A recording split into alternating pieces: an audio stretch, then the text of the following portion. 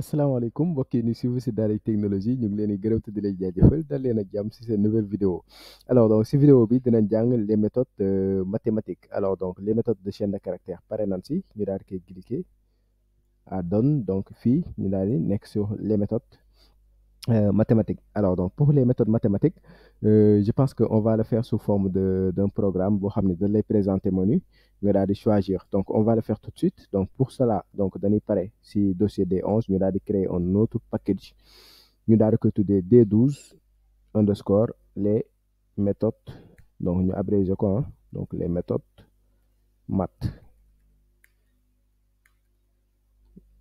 avec S voilà donc ici ñu daal di créer benn fichier ñu daal di def app point java voilà donc fii ñu créer benn main après ñu présenter menu donc avant présentation menu bi dinañ soxla notre scanner parce que après dinañ wax utilisateur bi mu saisir ay valeurs et cetera et tout ça donc supposons que ñuy jàng la méthode max du moins ñu wax utilisateur bi mu bëgg a calculer la valeur maximale entre deux nombres voilà donc utilisateur bi il va saisir donc on a besoin de notre scanner sc est égal à new scanner et là système.in voilà donc am nañ suñu scanner donc dañ koy présenter tout simplement menu bi donc sout ñu def comme la même chose menu ñu def exactement la même chose voilà léegi menu bi qu'est-ce qu'on lui affiche ma defaat sout ma daal di koy wax donc fii 1 bu choisir 1 dama naan par exemple trouver la valeur maximale entre deux valeurs. Voilà. Donc, même chose, 2, trouver la valeur minimale entre deux valeurs. Vous choisirez 3, manique, trouver la racine carrée d'un nombre.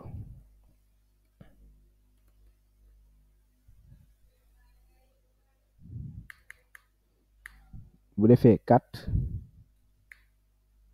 Manique, trouver la valeur absolue d'un nombre. Bon, je pense que racine carrée, valeur absolue, bon, vous me terminez par 5, par exemple. Manique, trouver ou bien générer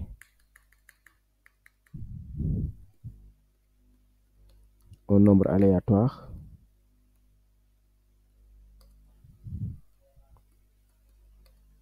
comprise entre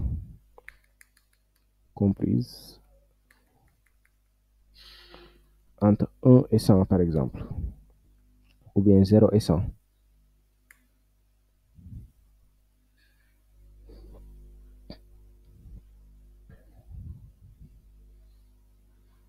Voilà, donc je pense que c'est bon. Donc fii bu ñëwee taj contrôle B dañ koy présenter le menu bi nii donc juste ma exécuter ma def clear fii pour effacer console bi clear voilà donc ma daal di lancer instant maa ngi si dossier D11 ma daal di génn dossier boobu noonu dem si dossier D12 alors ma exécuter Java n'est-ce pas app point Java voilà donc ma exécuter fii pour le moment menu bi rek lay affiché voilà menu 1 trouver par exemple la valeur maximale entre deux nombres et cetera maintenant fii damay utiliser switch case voilà donc juste pour réviser les switch case maintenant ça c'est quoi déclaration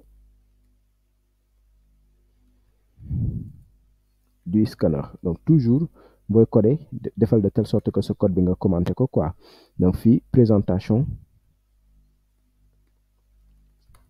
du menu maintenant avant fii mën nga def déclaration des variables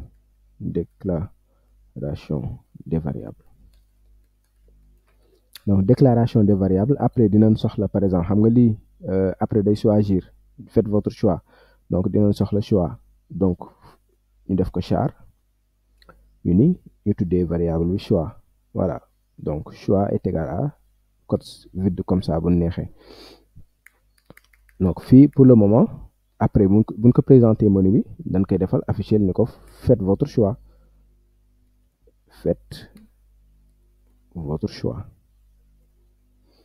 après buñ ko waxee faites votre choix ñun dañuy lire choix bi donc on va faire choix est égal à, n'est-ce pas, sc.nextLine comme caractère là on utilise char at de 0.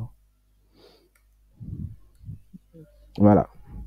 Maintenant fii ñu utiliser switch case switch, regardez nii like laay def taper sur entrée ma ne ko suivant le choix, selon le choix. Donc si le choix est égal à 1, ça veut dire quoi? Trouver la valeur maximale entre deux nombres, n'est-ce pas?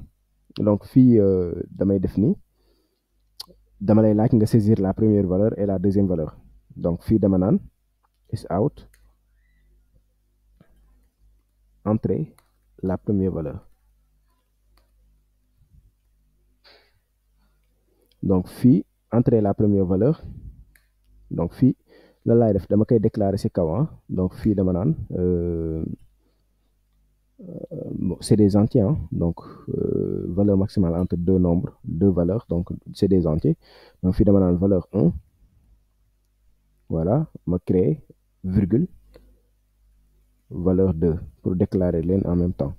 Alors donc fii entrer la première valeur ma ni par exemple valeur 1 bi ma déclarer ci kaw est égal à sc.nextInt parce que entier nga saisir. Voilà, donc après ma wax la nga entrer la deuxième valeur. Donc fii entrer la deuxième valeur ma récupérer valeur 2, n'est-ce pas? Fii ma afficher la is out, n'est-ce pas, la valeur maximale. Fii bu ma neexee sax ma utiliser format bi, donc printf, voilà nga xam ne nii lay def, voilà la valeur maximale entre pourcentage de D et pourcentage de D et pourcentage de D. Voilà, léegi fii ma jox ko premier pourcentage de D bi mooy valeur 1, deuxième pourcentage de D bi mooy valeur 2, troisième pourcentage de D bi bii nii moom mooy comment dirais-je, mat fii nii nga koy utiliser point max. Donc méthode max ñu jox ko ñaari valeur 1 ak valeur 2, c'est tout simplement ça. Alors donc avant ñuy def K2 et cetera nan xool K1 bi ba pare ñu xool lan lay joxe. Donc fii ma exécuter, donc fii bu ma lancer commande bi mu ne ma voilà, donc faites votre choix. Donc bu ma nee 1, vous voyez automatiquement dafa arrêter programme bi. Pourquoi? Parce que tout simplement waxoon naa leen je pense que lii nii c'est sensible à la casse, c'est-à-dire case c'est sensible à la casse. J'avais oublié de vous dire ça aussi, mais comme les caractères là man fii boo xoolee 1 bi c'est un entier alors que choix bi c'est un caractère. Donc fii dafay xaar ma def lii, voilà. Donc ma daal di relancer commande bi, faites votre choix ma def 1, voilà mu ni ma entrer la première valeur ma ni ko 2, entrer la deuxième valeur ma ni ko 4, après mu ni ma la valeur maximale entre 2 et 4, donc fii dama juum D laa def, pourcentage de D la waroon doon. Donc ma rappeler commande bi, ops rappeler commande bi, voilà. Donc fii faites votre choix ma ne ko 1, mu ni ma entrer la première valeur ma def 2, entrer la deuxième valeur ma def 4, mu ni ma la valeur maximale entre 2 et 4 est 4. Voilà, donc valeur maximale entre 2 et 4 c'est 4. Donc voilà, ça marche à la perfection. Donc peut-être même boo xoolee même chose lay defaat. Donc pour la valeur minimale, donc je pense que bu dee 2 c'est la valeur minimale, c'est ça qu'on a dit. Donc trouver la valeur minimale entre deux valeurs. Mais le problème fii mooy boo xoolee à chaque fois ñu ngi répéter du code. Donc dana waxoon en programmation il y a le concept de dry, c'est-à-dire à chaque fois que ngay répéter du code xamal li ngay def baaxul. Donc idée bi fii par exemple moo doon ñu daal di créer une fonction boo xam ne dafay am lii. Donc fii dans ce cas mën naa ñëw ma créer benn fonction. Donc j'espère que nekkuma ci main bi, instant maa ngi ci main bi, il faut que ma génn main carrément. Donc fii ma créer benn fonction boo xam ni retourné wul dara, dafay afficher tout simplement, dafay afficher, voilà. Donc dafay afficher tout simplement. Léegi ma tuddee ko get deux valeurs, get two value. wala récupérer wala get value tout simplement get values. Donc vous allez comprendre mooy récupérer valeur 1 ak valeur 2 léegi li doon répété fii moom laay jël coller ko fii di ngeen gis ni dina am erreur. Donc pourquoi mooy am erreur fii parce que tout simplement valeur 1 dafa nekk directement ci classe bi. Donc boo xoolee dafa nekk par exemple ci méthode main laa ko créé. Donc bu dee da nga ko créé ci méthode main amoo ci accès à l'extérieur de la méthode main loolu la ñuy wax variable locale. Donc fii bu ma fermer main bi yaa ngi gis voilà variable bi dafa nekk ci biir méthode main bi. Donc comme ci méthode main bi la nekk à l'extérieur de la méthode main mënuma ci am accès léegi pour am ci accès il faut que ma sortir que de la méthode main. léegi nag bu leen fàtte li ñu jàngoon donc bu dee benn variable wala benn méthode dafa nekk à l'extérieur de la méthode main pour y accéder da ngay jaar ci objet. Donc ici obligatoirement on a besoin d'un objet pour accéder à la valeur. Donc fii ñu créer suñu objet donc fii déclaration lii lay doon ñu créer suñu objet par exemple création d'objet de la classe app fii suñu classe bi app la tudd de la classe app maanaam ñu ngi créer dañu bëgg a créer benn objet boo xam ne de la classe app. Donc lan moo doon syntaxe bi le nom de la classe le nom de l'objet mën naa ko tuddee objet app est égal à new le nom de la classe app. Voilà donc à partir de objet bi dinaa mën a am accès ci valeur 1 ak valeur 2 d'accord. Donc fii bu ma wàccee kon pour récupérer valeur yi damay def objet point valeur 1 objet point valeur 2. Maintenant mu ngi ma sc amu ci accès c'est vrai parce que sc bi dama ko déclarer ci biir. Donc pour éviter loolu dama koy yéegal tout simplement ci kaw voilà scanner bi dama koy yéegal directement ci kaw pour am problème mu voilà am accès ci sc bi. Voilà donc fii aussi même chose donc fii damay def contrôle D fépp fu ma utiliser valeur 1 yéen a ngi gis ni ma daal di def objet point.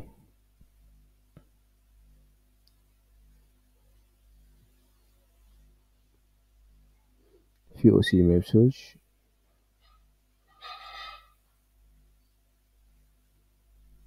donc fii boo xoolee sax duma ko soxla donc fii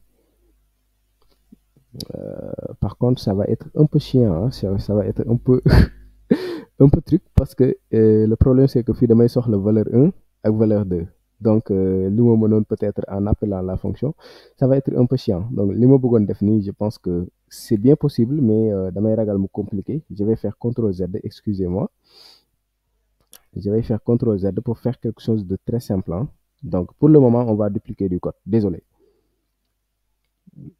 pour le moment on va dupliquer du code. On fait 2 entrer la première valeur entrer la deuxième valeur. Donc si c'est 2 la valeur minimale ici ñu def min. Voilà donc mu calculer la valeur minimale très bien c'est juste ça. Léegi après troisième trouver la racine carrée d'un nombre. Donc racine carrée ñu dupliquer fii shift alt flèche bas ñu ni bu dee 3 la donc comme racine carrée la nii rek la ñuy def voilà entrer la première valeur entrer la valeur tout simplement. Donc ñu def ko ci valeur 1 bu neexee ñu ni la racine carrée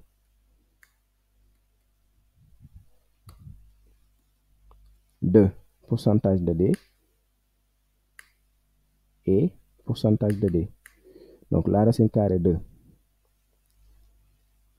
valeur 1 et donc fii dañuy def CTRL X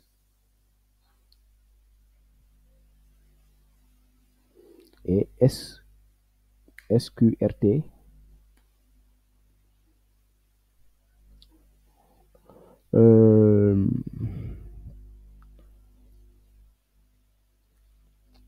j'ai oublié le mat point sqrt de valeur 1 voilà parce que fii benn valeur rek lañ soxla donc racine carrée benn valeur kese lañ soxla. Alors fii la racine carrée d'un nombre 4 c'est trouver la valeur absolue. Alors donc ma dupliquer fii t'inquiète exemple bu ma naroon def sànq dinañ ko defaat mais instant yi damay bañ mu bañ a compliqué voilà je veux pas vous perdre donc valeur absolue donc entrer la valeur donc ici ñu récupérer on peut toujours mettre sur valeur 1 donc la valeur absolue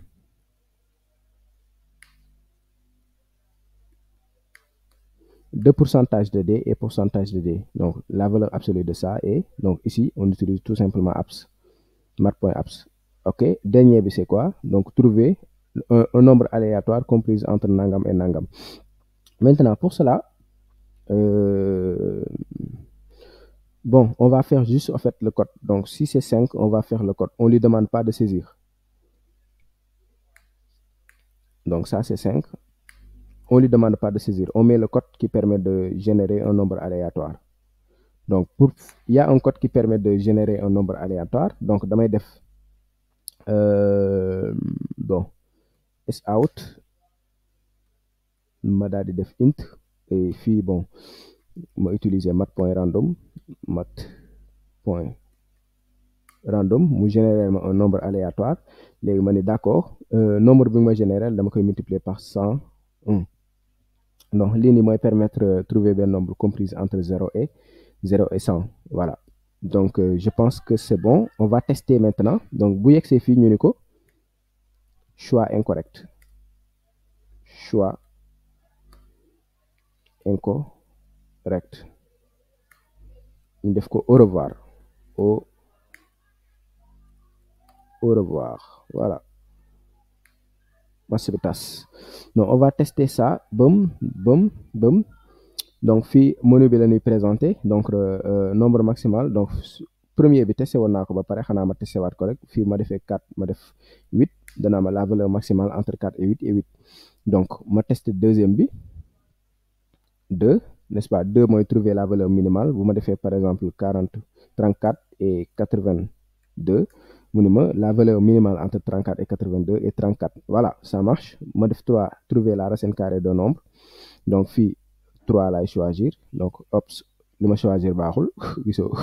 gisoo lii laa def mu ni ma choix incorrect, au revoir. Donc, fii damay choisir 3. Donc, 3, mu ni ma entrer la valeur. Donc, valeur bi fii damay joxe tout simplement 4, la racine carrée de 16, par exemple. Mu généralement benn erreur. Bon, je pense que erreur bi, j'ai récupéré plusieurs valeurs et j'ai pas fait, par exemple, des next line. Je pense que c'est pour ça.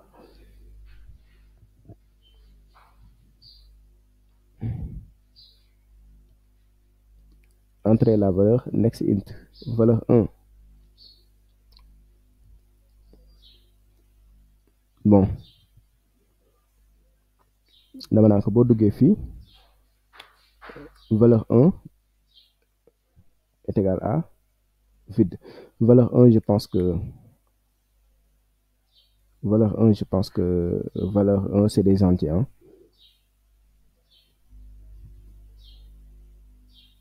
Bon,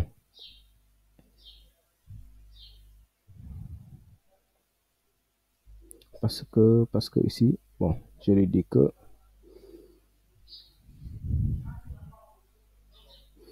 la racine carrée de, je vais juste effacer ça, de valeur 1 et voilà, c'est ça. Je vais faire ça pour voir. Donc, ma daal di def 3, entrer la valeur, ma ni 16. Voilà, fii la racine carrée de 16 est 4.0. Voilà. Donc, parce que tout simplement, fii boo xoolee kii la, donc pourcentage de D bi le comprendre woon. Mais c'est pas méchant, donc on va pas être là pour mettre des pourcentages de trucs. On va juste laisser comme ça. Voilà. Donc, la racine carrée de 16 est 4. Donc, trouver la valeur absolue. La valeur absolue. Donc, fii c'est la valeur absolue. La valeur absolue. Fii c'est une erreur, la valeur absolue, n'est-ce pas? Boobu 4 bi la. Donc, bu ñuy tester 4, trouver la valeur absolue. Donc, fii ma présenter menu bi ma defal que 4, trouver la valeur absolue d'un nombre.